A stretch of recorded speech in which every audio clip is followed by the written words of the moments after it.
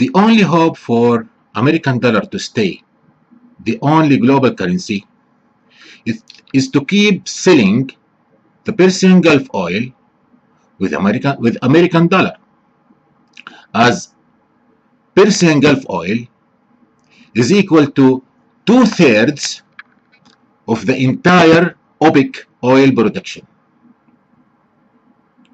But what if Persian Gulf people decided to declare independence from Zionism and to sell their oil with any other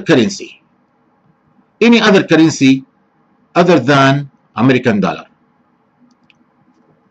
BRICS, for example. Who you think will need to buy American dollar anymore? If Persian Gulf people decided to declare independence from Zionism and to sell their own oil with their own currency or with any other currency than American dollar, who you think may ever need to buy American dollar anymore? Now, Zionists appointed tomorrow, Tuesday, the 16th of September 2014, to assassinate Imam Nimr al-Nimr. And for those who don't know who's Imam Nimr al-Nimr, Imam Nimr al-Nimr for Persian Gulf people is the icon and the flag of anti-Zionism, anti-fascism, and anti-racism. Imam Nimr al-Nimr, read my lips, Imam Nimr al-Nimr for Persian Gulf people is like Che Guevara. He is the icon and the flag of anti-Zionism, anti-fascism, anti-racism, and of real freedom, real democracy, real human rights, real equity, and real social justice. But above all, Imam Nimr al-Nimr for Persian Gulf people is the icon and the flag of the freedom of the entire world nations from the Zionist occupation, from the American dollar occupation, from the petrodollar system occupation, from the 1% occupation. Again,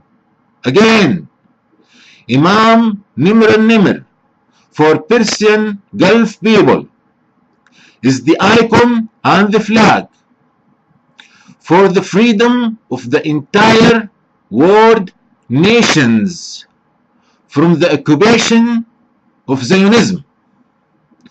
So,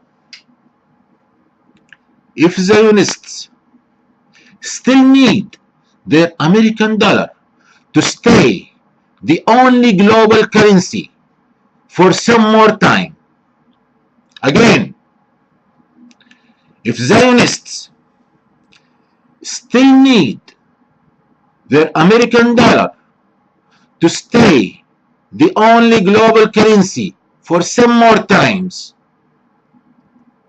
let's see how dare they will be assassinating our Imam.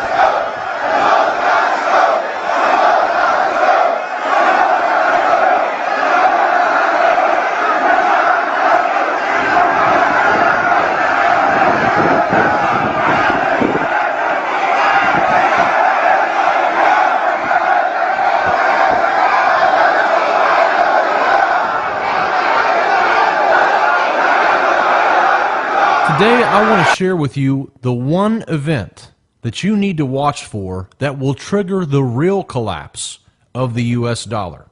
When this event that I'm going to share with you right now does finally happen, nothing, and I mean nothing, will prevent the dollar from hyperinflating.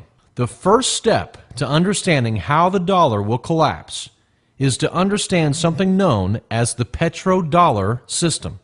Now, I know that not all of you are history buffs, so I promise to make this simple and painless as possible. Sit back for a minute and I'll explain. In the mid-1970s, a deal was struck between the oil-producing nations of OPEC and the U.S., and then later with other nations.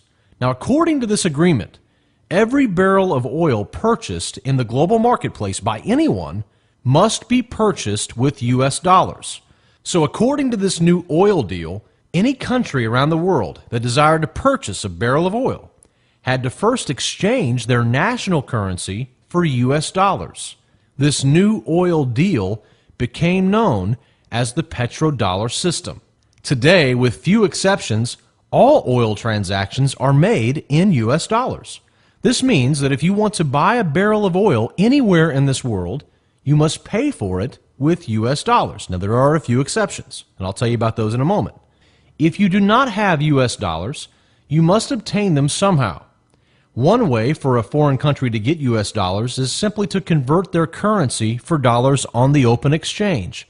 That, of course, involves a fee. A more complicated but advantageous way is to design a product and export it to the U.S. in exchange for your goods, and you get U.S. dollars. If you're a small business owner in Japan, you must first convert your yen into dollars to purchase oil.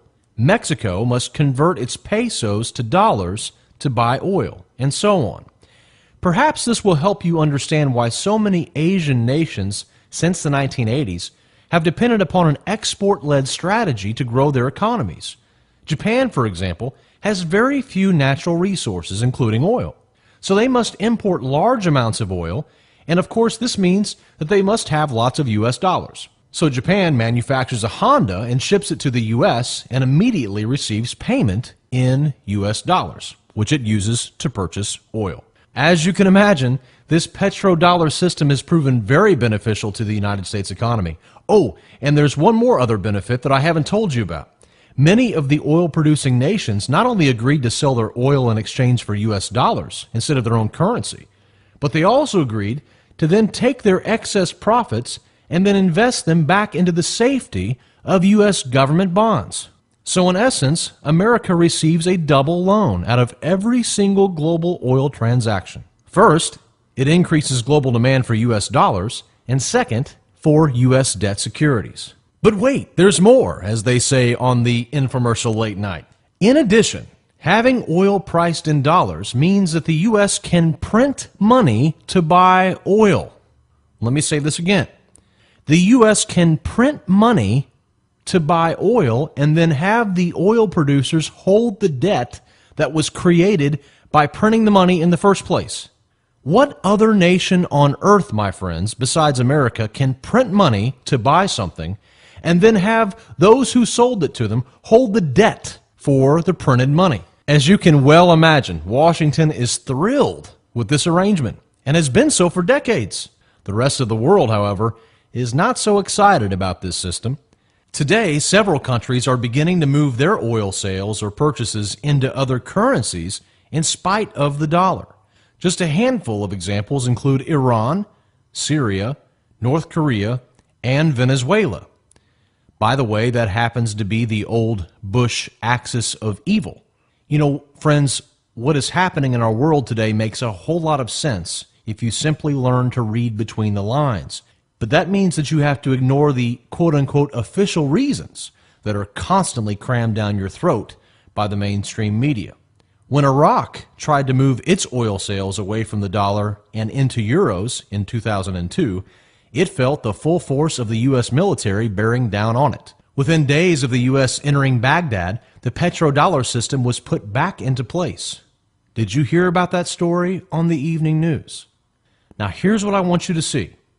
When, not if, the petrodollar system begins to crumble, the dollar will begin its death spiral. Right now, America has a permission slip to print all the dollars that it wants to print. Why?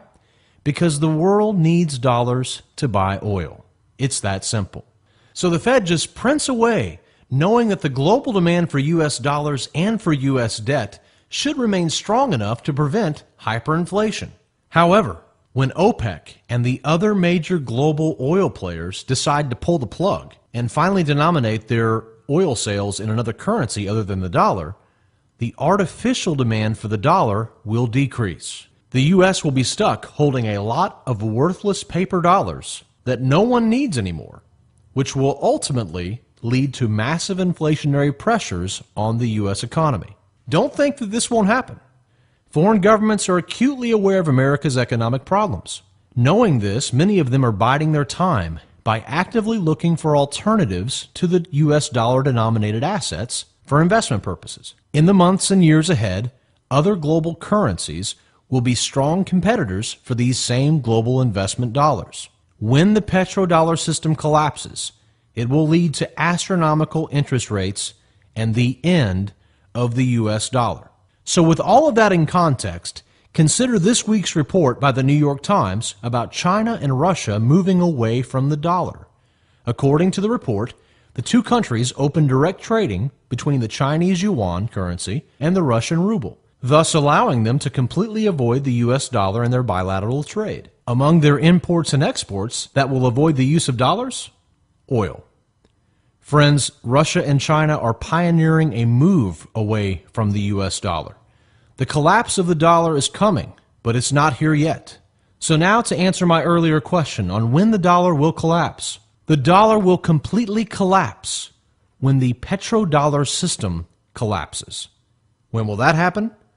No one knows for sure, but based upon our understanding, we believe that it will begin breaking down around 2012. Or shortly thereafter. We have been monitoring the petrodollar system for many years and will continue reporting to you as we see further warning signs. Friends, it's because we bring you the truth and avoid the hype that you should listen to this program each week and share it with your friends and your family. نحن على امتداد 100 عام نعيش ظلم وجور وخوف وترهيب. منذ اللحظة الأولى تولد فيها تحاط بالخوف والترهيب والمطاردة والتنكيل. ولدنا وأجواء الترهيب، حتى الجدران كنا نخشاها، حتى الجدران ما ندري ما نعرف من ترهيب والظلم والجور اللي كان يقع علينا في هذه البلد.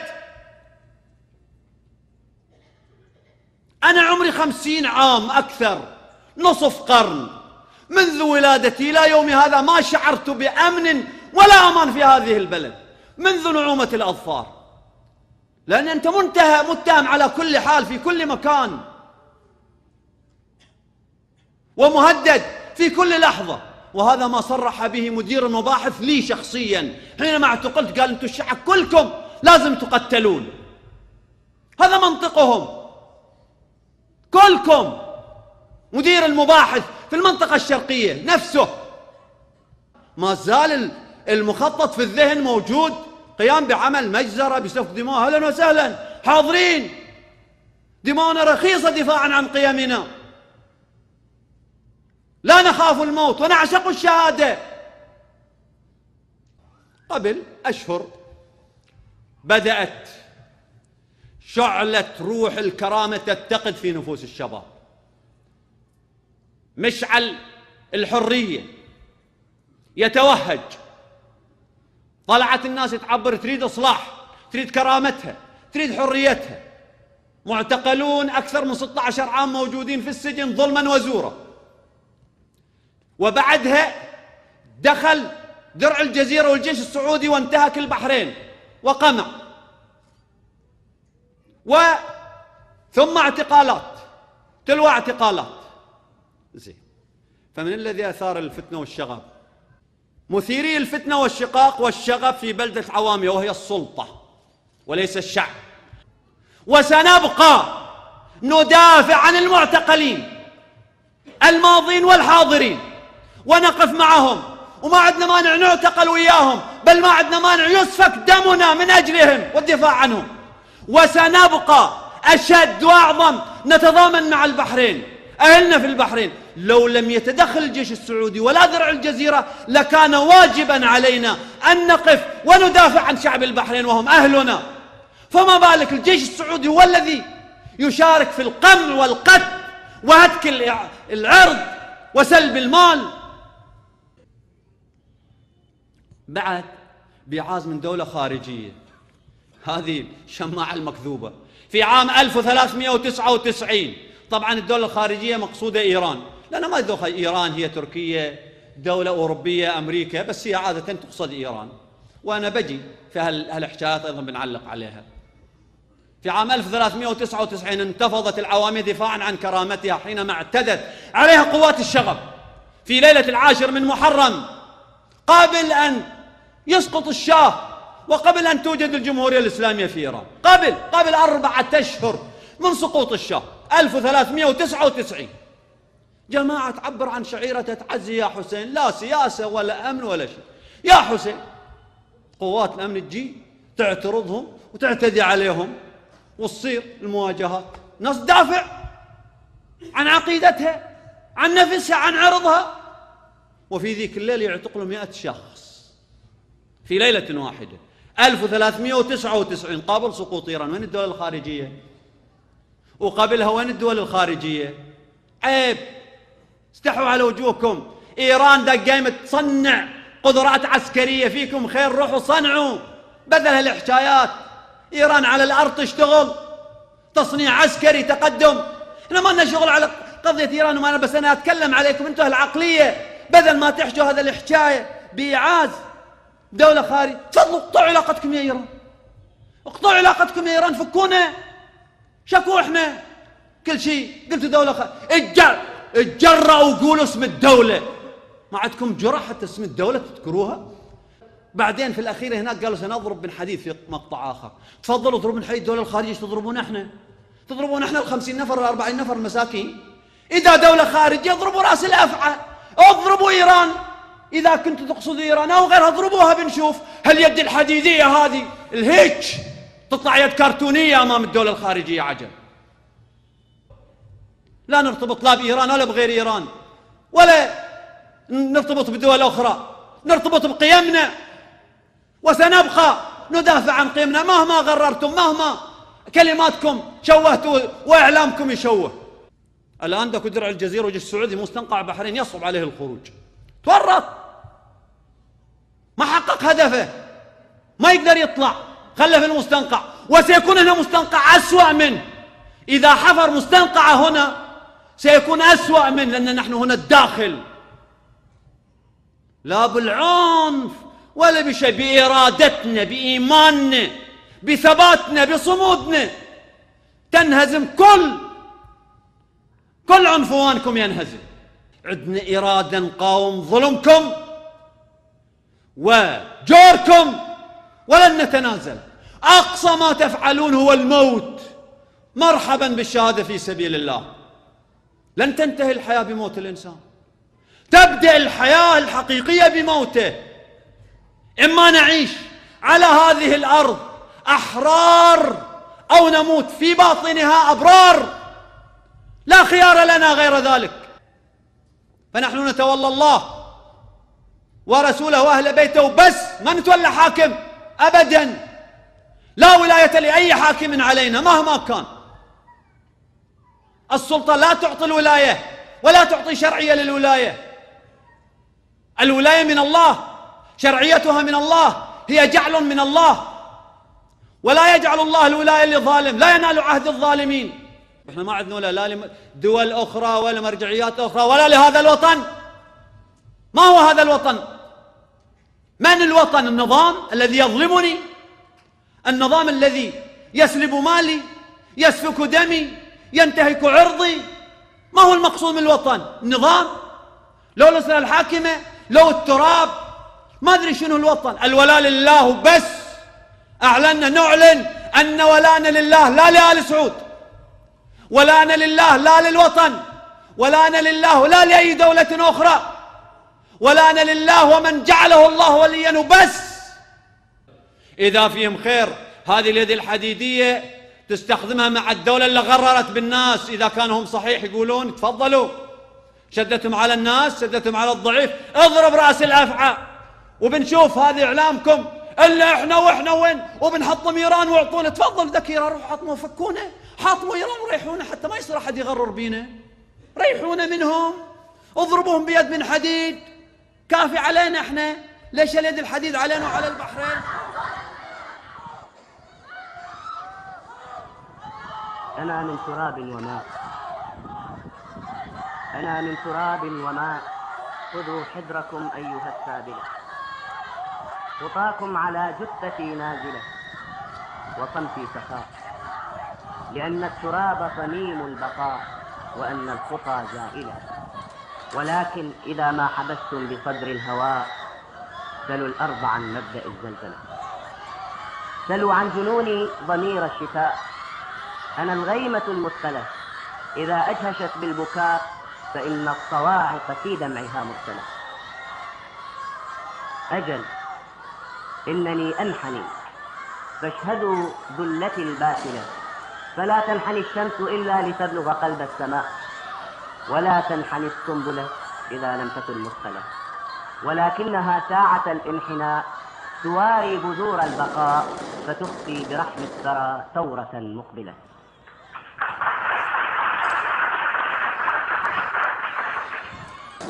أجل إنني أنحني فاشهدوا ذلتي الباسلة، فلا تنحني الشمس إلا لتبلغ قلب السماء، ولا تنحني السنبلة إذا لم تكن مثقلة، ولكنها ساعة الانحناء تواري بذور البقاء فتخفي برحم الثرى ثورة مقبلة.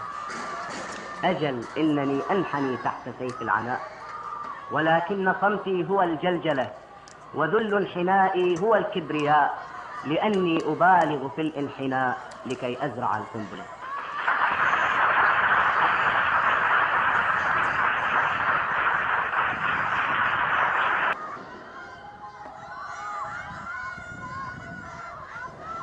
أجل إنني أنحني تحت سيف العناء، ولكن صمتي هو الجلجلة، وذل انحنائي هو الكبرياء، لأني أبالغ في الانحناء لكي أزرع القنبلة.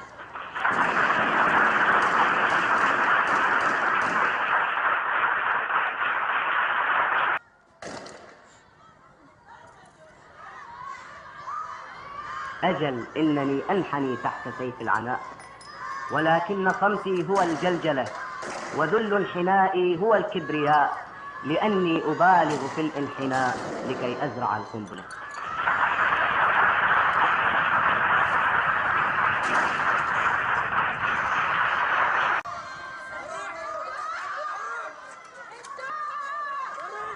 أجل إنني أنحني تحت سيف العناء، ولكن صمتي هو الجلجلة، وذل انحنائي هو الكبرياء، لأني أبالغ في الانحناء لكي أزرع القنبلة.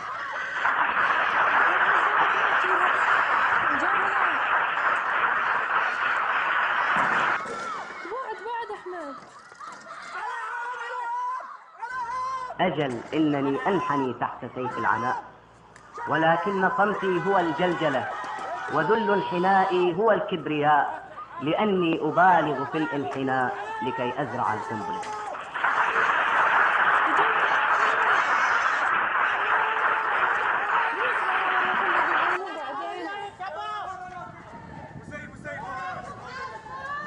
أجل إنني أنحني تحت سيف العناء، ولكن صمتي هو الجلجلة، وذل انحنائي هو الكبرياء، لأني أبالغ في الانحناء لكي أزرع القنبلة.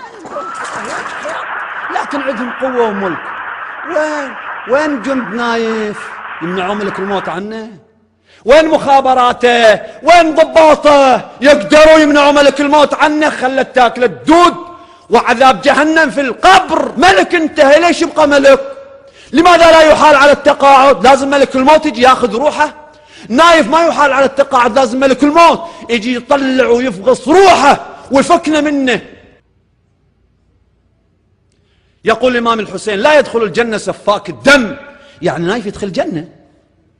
لا تتكلم عن نايف، لا تذكروا موتاكم. شنو قاعد انت غبي بهيم، قرآن ما تشوفه يقول الحمد لله رب العالمين يومئذ يفرح المؤمنون.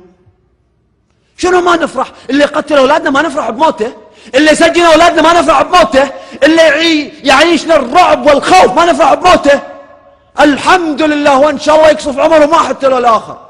آل سعود وآل خليفة وآل الأسد وكلها آل هذه البلد يحكمها الأبناء عبد العزيز إلى أن يرثوا الله الأرض ومن عليه. هذا تصريح نايف، خليه يحكمها بنشوف، خليه يحكمها بالقبر. نظام أرعن، نظام طاغي. شنو آل سعود؟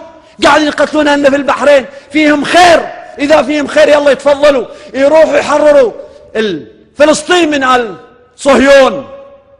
مو على 500,000 بحريني ناس طيبين وناس ما يملكون إلا أيادي خالية وصدور عارية.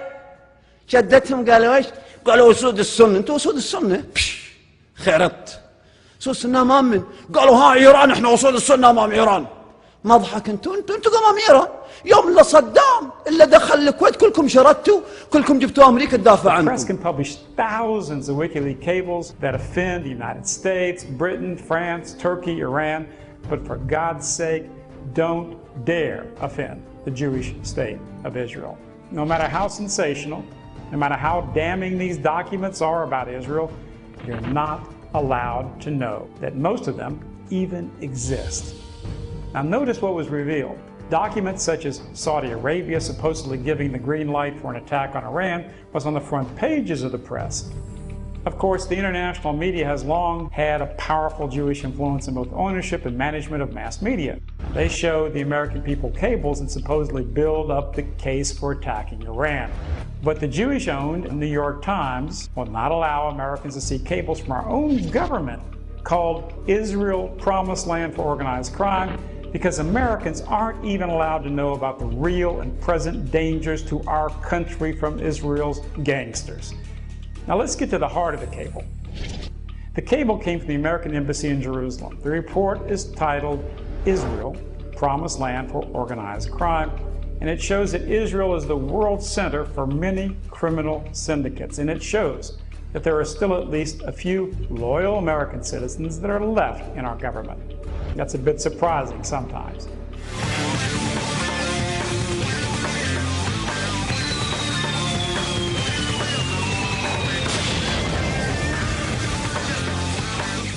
Today is the 10th anniversary of the UN Security Council adopting Resolution 1441, giving Iraq a final opportunity to comply with disarming itself of its alleged weapons of mass destruction. Between 2002 and 2003, UN inspectors conducted over 900 inspections in Iraq, and they didn't find any traces of biological or chemical weapons or any evidence of a nuclear weapons program. Although Iraq complied with the inspections, the U.S. abandoned diplomacy and decided to invade the country on March 19, 2003. So why am I talking about Iraq? Well, because history repeats itself. And in the same way that the U.S. government led an unprovoked invasion of a sovereign oil-rich country in 2003, the wheels are in motion for a similar attack against the sovereign oil-rich state of Iran.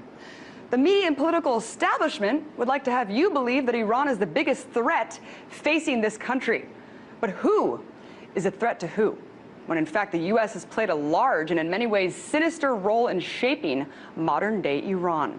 For a lot of Americans, U.S.-Iran relations are highlighted by the 1979 hostage crisis, where 52 U.S. diplomats were held hostage by Iranian university students in Tehran for 442 days.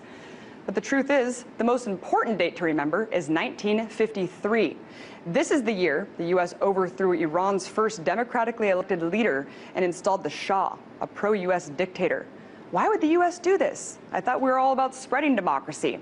Well, once you throw a little oil in the mix, democracy gets kicked to the curb.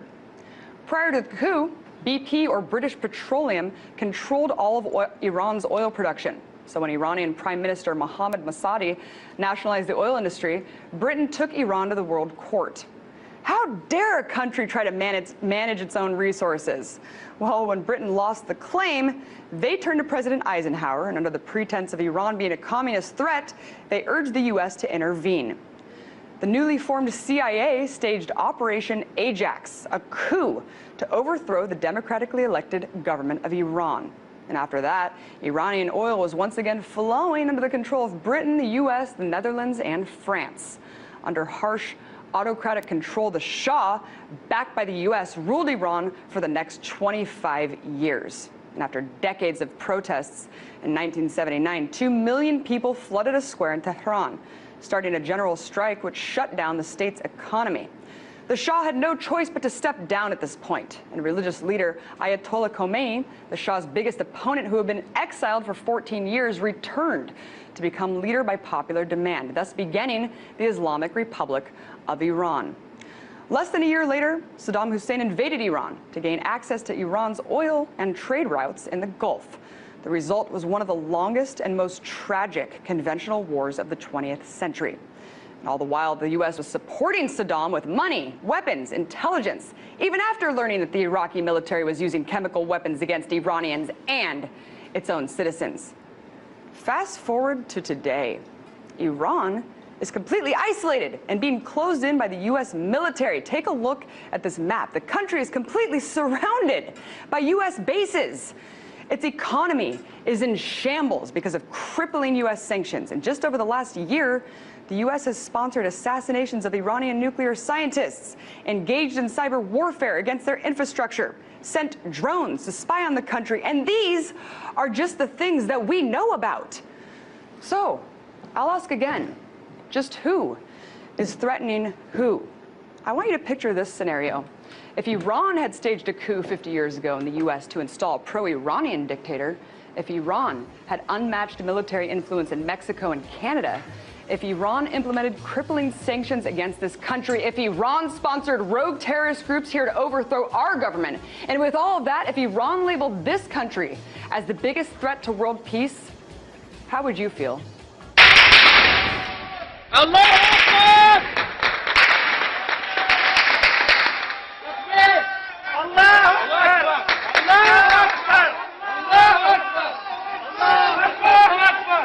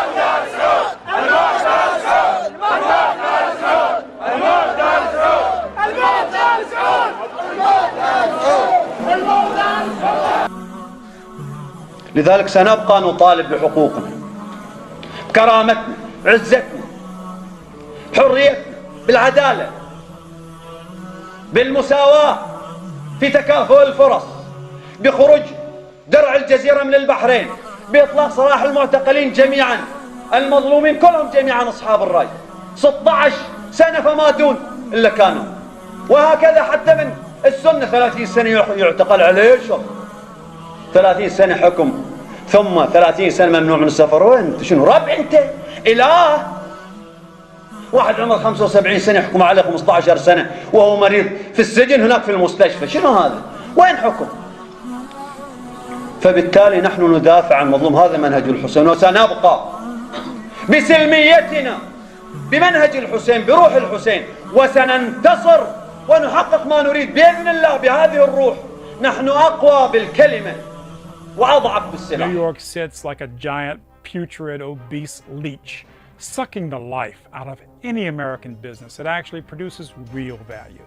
And it crucifies millions of American workers and American stay-at-home companies on the altar of so-called free trade. New York is the home of master swindler Zionist Bernie Madoff. But Madoff is really a small-time crook compared to the Zionist thieves at the Federal Reserve, such as Ben Shalom Bernanke and former chief thief Alan Greenspan. New York is the lair of the predatory criminal banking houses, epitomized by the most powerful criminal bank in the world, the Zionist Goldman Sachs, run by that vulture-nosed bottom feeder, Lloyd Blankfein. New York has the key offices of the Zionist-controlled World Bank and the Zionist-controlled International Monetary Fund, which was led until recently by Zionist super predator Strauss Kahn. In his interview with Tribune Juif, the Jewish Tribune in France, he said, quote, "I wake up every morning and think about how I can help Israel," unquote. We also know that he thinks a lot about how he can seduce his next shiksa. Alleged rapist Strauss Kahn got off scot-free. Now, how did I predict that would happen? Well, let's see. Christian cops make the arrest, but Zionist prosecutors, Zionist judges, and Zionist media totally control the case and what is said about it. Could there really been any doubt about the result? Not in New York City. That con man, Strauss Kahn, has actually financially raped millions of people all over America and the world, but that's no problem because, hey, he's one of the chosen. As a former member of the Republican Party and a member of the House of Representatives in Louisiana, a former elected chairman of the largest Republican district in Louisiana, there's only one thing I despise more than New York City. And that's Republican politicians who have sold their souls and their nation and their people out to these Zionist criminals. And you poor deluded Democrats, you should even be more angry than I. What was Obama's slogan? Change you can believe in? Wake up. Why don't you and even most Americans know that Obama's biggest corporate contributor was none other than Goldman Sachs, led by the aesthetically challenged crook Mr. Blankfein? Oh, I'm not letting Republicans off the hook. Half of McCain's biggest contributors were also Zionist international banksters. And the Zionist media tells us every day about the political power of big oil, but not one oil company was in the top 20 contributors of the two candidates for president. But plenty of predatory banks were. The naked truth is that real political power is held by AIPAC and the Zionist money kings and the Zionist banksters.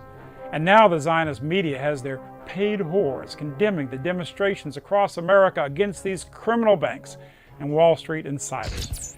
Rush Limbaugh, Hannity, and all the rest of the controlled Goyish conservatives on mainstream media tell us how we have to defend Wall Street and defend these criminal banks. Well, not this Republican. I cheer the men and women on the streets condemning the international banks that hold America hostage. These Wall Street banks are not a product of free enterprise. They are a product of crime. The fact is, and any Wall Street expert can tell you this, the insiders manipulate the market and make the real fortunes on Wall Street. And the huge losses? Well, they're paid for by the average American hoodwinked into trusting the insiders. Firms like Goldman Sachs manipulate the ups and downs in the market. They can make trillions of dollars a year whether the market goes up or down. And when it goes down, who are the losers? You know, I know many Americans who, after 50 years of hard work, have lost 50% or more of their savings in the market crash. This while the Zionist owners of the predatory banks like Goldman Sachs made more shekels than ever. The media and Congress had to debate for 6 months about a $30 billion loan to General Motors, which is critical, and was critical, to 10 million American jobs and 10,000 American companies. But a 100 times bigger bailout of the criminal Zionist banks took just a few short days.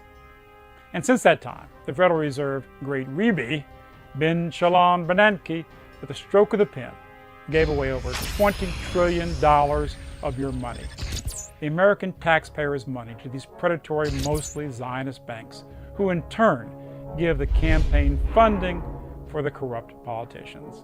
Mr. Limbaugh, Mr. Hannity, even Mr. Ron Paul, you're dead wrong. We need not only more regulation of the international banks, we need criminal prosecution of them. Just like on the football field, we need referees who are fair, that make sure that the rules are followed and the truly best team wins. And that is the real American way. Yes, occupy Wall Street. Occupy the Federal Reserve Bank in New York and Washington. Bring the biggest financial criminals in the world to justice. Finally, Americans are rising up, and it feels great. When Manhattan was bought from the Indians for a sack of beads, it was said to be the best bargain in history. Well, you see, sometimes you get what you pay for. For the benefit of upstate New York, of America and the world, it's time to give New York City back to the Indians. If we can't do that, then let's at least put these banksters like Blankfein, Bernanke, Greenspan, and Strauss-Kahn in prison where they belong. Michael Moore, how significant do you think these protests are? I think they're quite significant. I think that this is something that certainly is spreading all over the United States.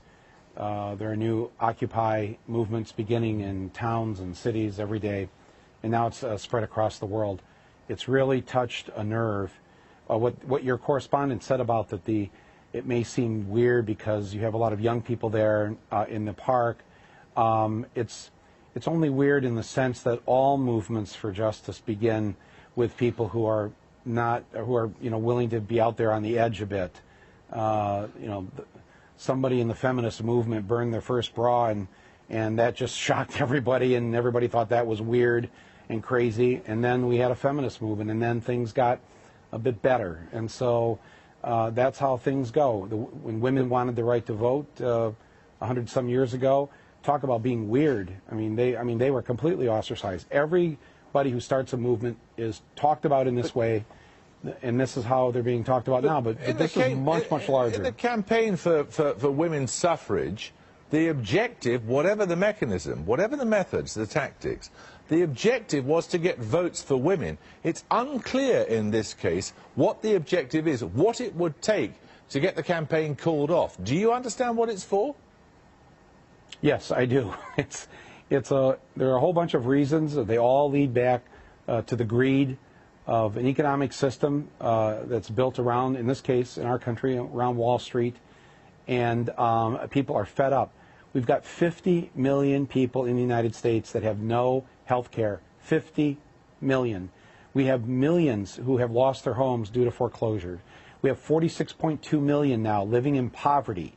That's at least 13 to 18 million kids every night going to bed malnourished.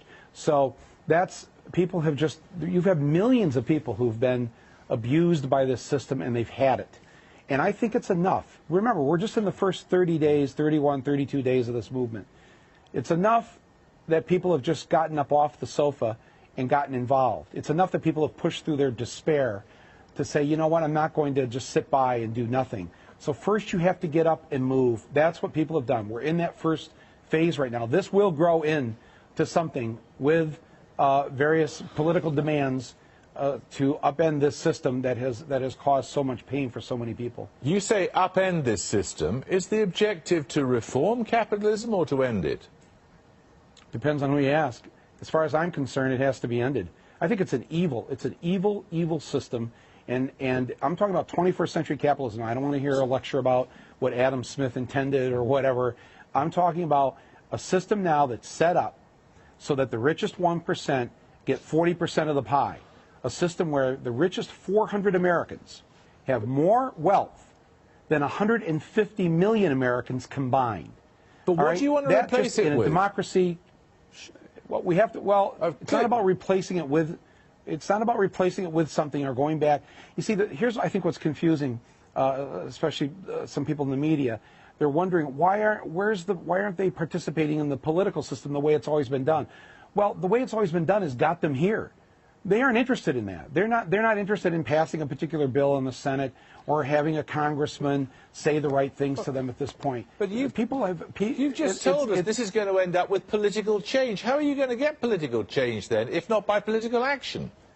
Well, we'll have to see what happens, right? I mean, you just don't know that now because you're watching the birth of a massive worldwide movement against the banks, against Wall Street, against the city. People literally have had it. They're not going to take it anymore. And things are going to happen. We just don't know that now because we're really in the actual birth of this movement. So what do you imagine will replace capitalism at the end of all this if the movement's successful? I think what people would like is a democratic economic system. In other words, if we say we live in democracies, we should have economic systems that the people have a say in how these systems are set up, how they're run, and that the pie is divided fairly amongst the citizens, and that those who have more are taxed more so that they have to pull what is their fair share of the weight.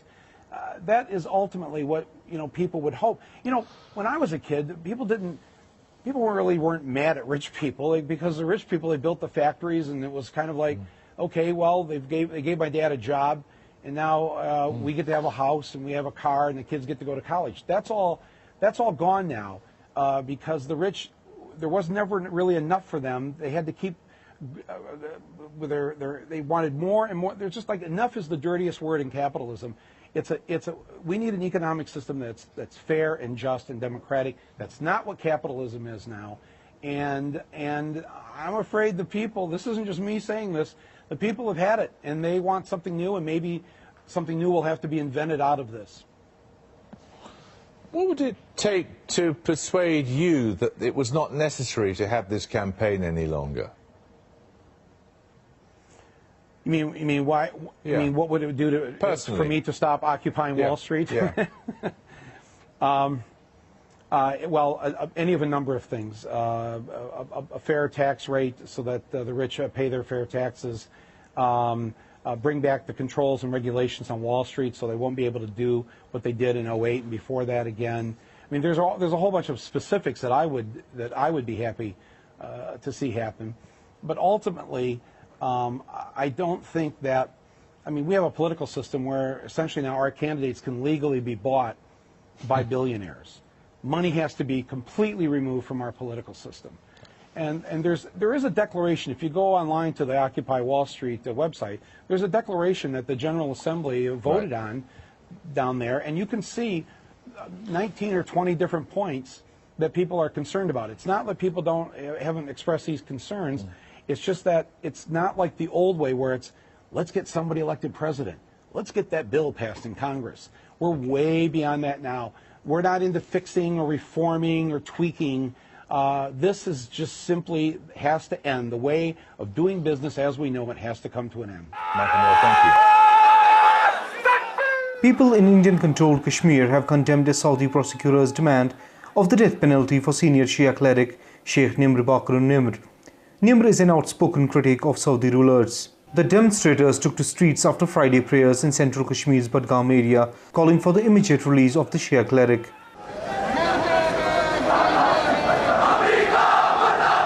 Chanting anti-US and anti-Israel slogans, the demonstrators condemned the Saudi regime for suppressing the Shia community in the country. Religious leaders have accused the US and Israel of playing a covert role in Sheikh Nimr's case to drive a wedge between Saudi Arabia and Iran. Sheikh Nimr was peacefully fighting for the rights of Shia community in the country, but he, like hundreds of Shias, was thrown behind bars. He has been reportedly tortured in custody. We cannot tolerate this under any circumstances. He said the kingdom has a Shia population of more than 3 million, but the community is facing the worst exploitation and deprivation in the country. Shias in Saudi Arabia are living in constant oppression. They are not granted freedom of religious expression and are even penalized to recite azan aloud in their mosques. Sheikh Nimr was attacked and subsequently arrested by Saudi authorities in July 2012, apparently for demanding the rights of religious minorities and release of anti-regime protesters. Scores of political activists have been reportedly detained without trial or charges during anti-regime protests since February 2011. Saudi regime is tarnishing face of Islam, the complete translation of humanity and justice. One feels ashamed to utter that in the country of the peace, the Madinatul Rasul, sallallahu alaihi wasallam, innocent people are being tortured or killed. Saudi Arabia has come under attack from global human rights watchdog bodies like Human Rights Watch for repressing the voice of dissent. People in Kashmir have expressed solidarity with Sheikh Nimr Bakr. They are calling for the immediate release of the senior cleric, who they believe has been charged for showing dissent against the Saudi monarchy. Saeed Ali Safi, Press TV, Indian-controlled Kashmir.